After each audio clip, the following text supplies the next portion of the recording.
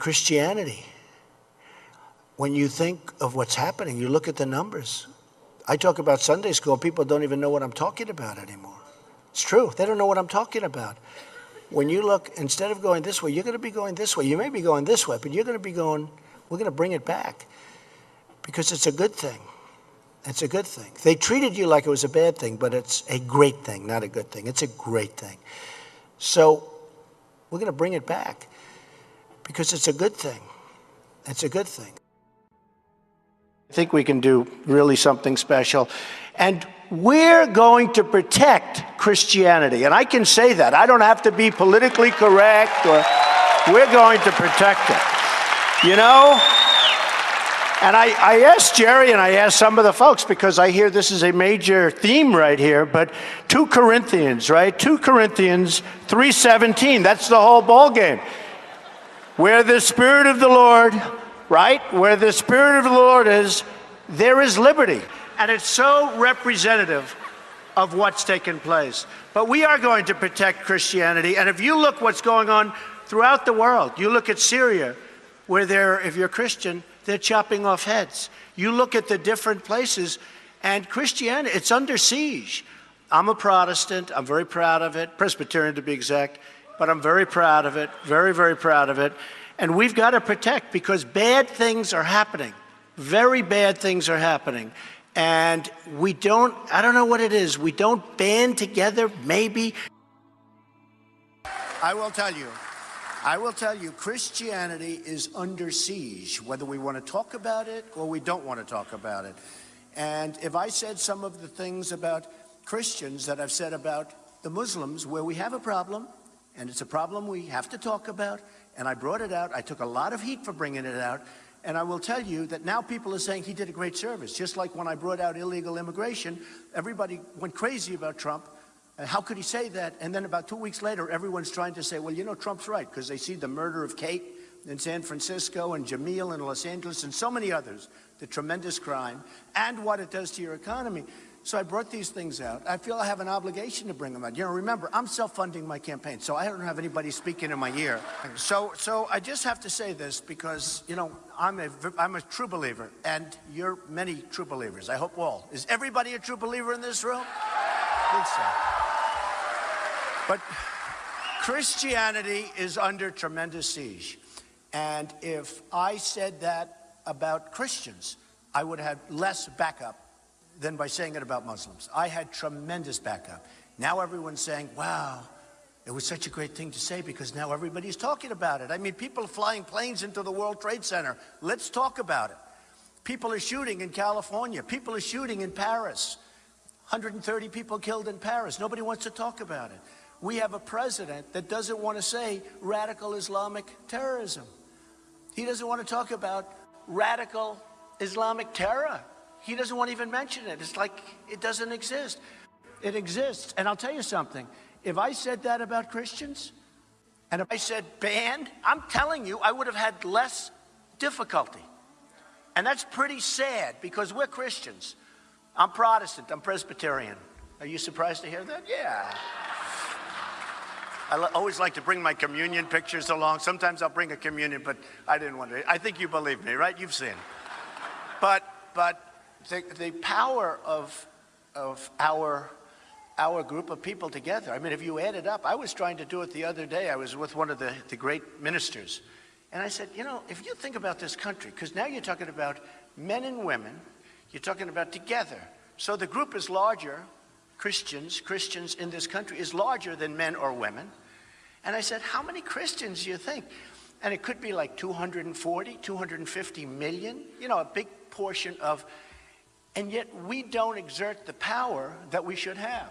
Now, I think some of the churches are afraid of their tax status, to be honest. You know, they're afraid they're going to lose their tax status if they get too political. Some of them just can't endorse. But you know, the fact is that there's nothing the politicians can do to you if you band together. You have too much power. But the Christians don't use their power. They don't use your power. And honestly, you have, by far, it's the strongest. I mean, you talk about lobbies, you have the strongest lobby ever. But I never hear about a Christian lobby. I hear great people, like the pastor.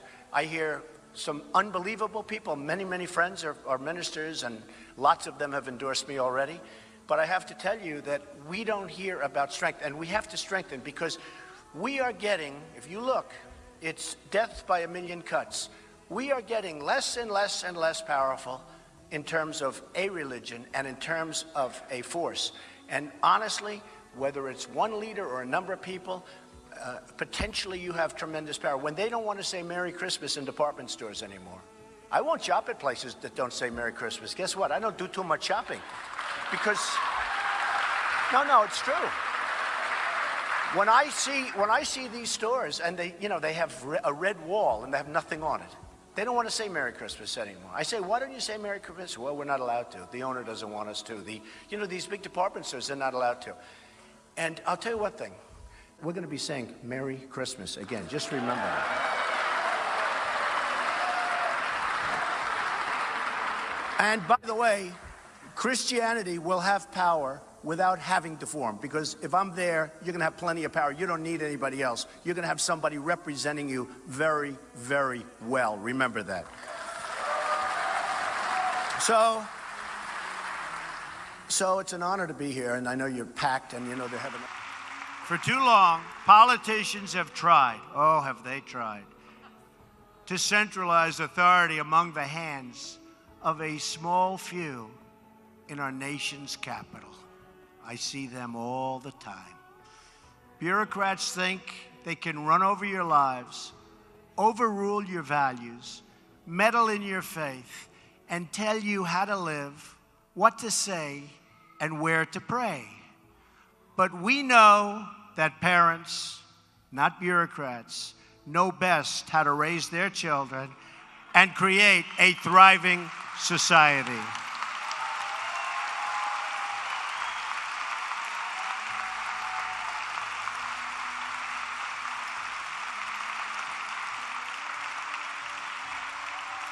And we know that families and churches, not government officials, know best how to create a strong and loving community.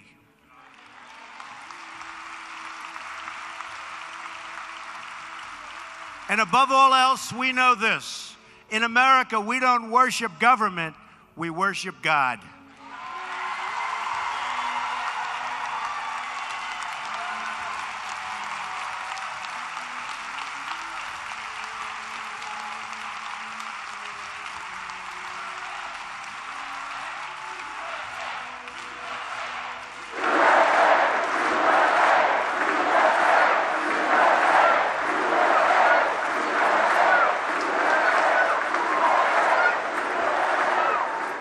Religious liberty is enshrined in the very First Amendment in the Bill of Rights.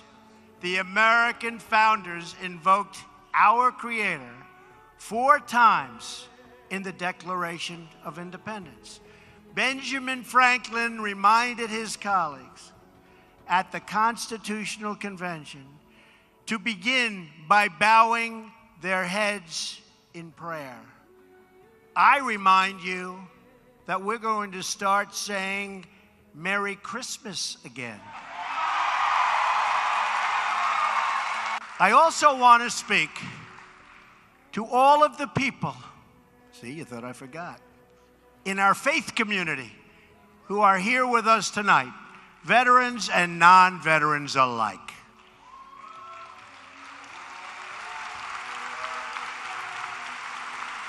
You're never going to be forgotten. You'll never be forgotten. My administration will always support and defend your religious liberty.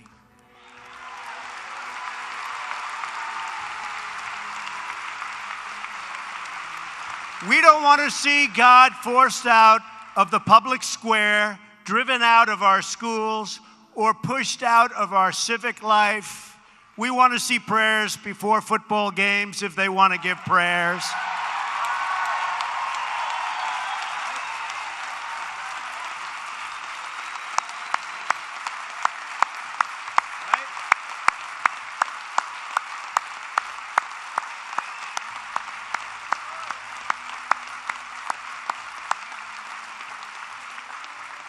We want all children to have the opportunity to know the blessings of God. We will not allow the government to censor sermons, to restrict the free speech of our pastors and our preachers and the people that we most respect.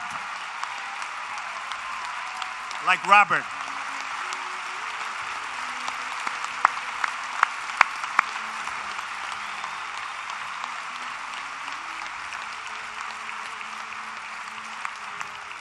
That is why, just as I promised Pastor Jeffress and other faith leaders, I just signed an executive order following, and this is something that makes me very happy and very proud, following through on my campaign pledge to stop the Johnson Amendment from interfering with your First Amendment rights.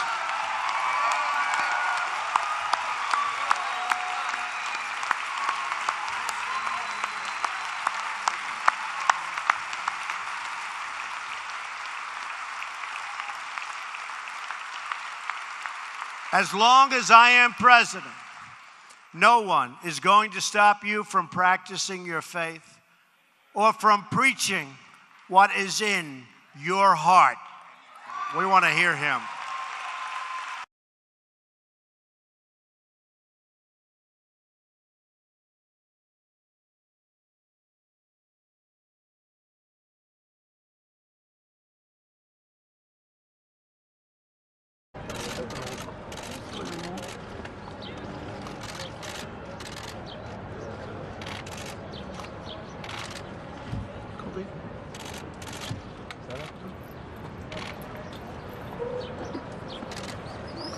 רואים את התוכניות של בית המקדש. לגמרי, לא, זה כל תקשיב. אני דוחף לך בכוונה עם אין בעיה, אתה לא מפריע. תראה את הצלמים מאחורה, אתה רואה למה אני מתכוון? אוי, באמת. הנה, מישהו הוביל אותך. עוד אחד יש.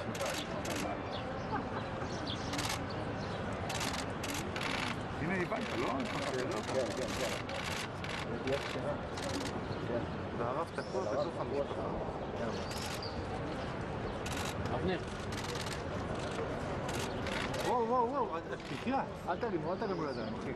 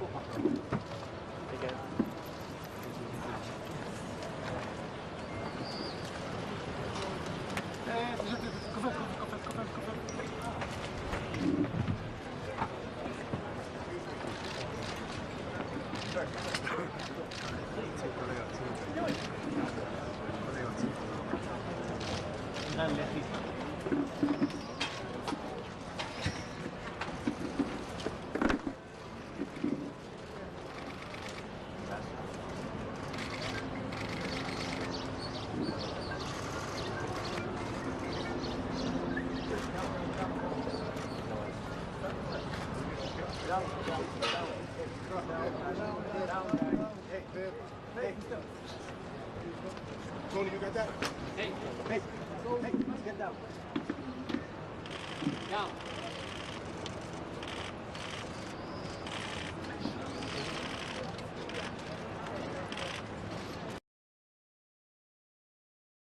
North Korea is denouncing a new American nuclear strategy that calls for the U.S. to enhance its arsenal of low-yield nuclear weapons.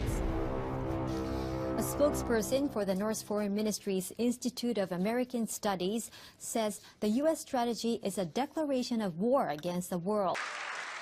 As part of our defense, we must modernize and rebuild our nuclear arsenal, hopefully never having to use it, but making it so strong and so powerful that it will deter any acts of aggression by any other nation or anyone else.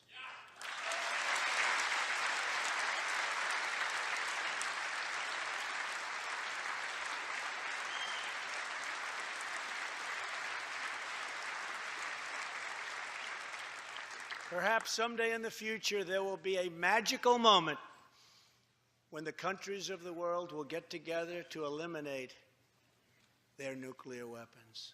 Unfortunately, we are not there yet.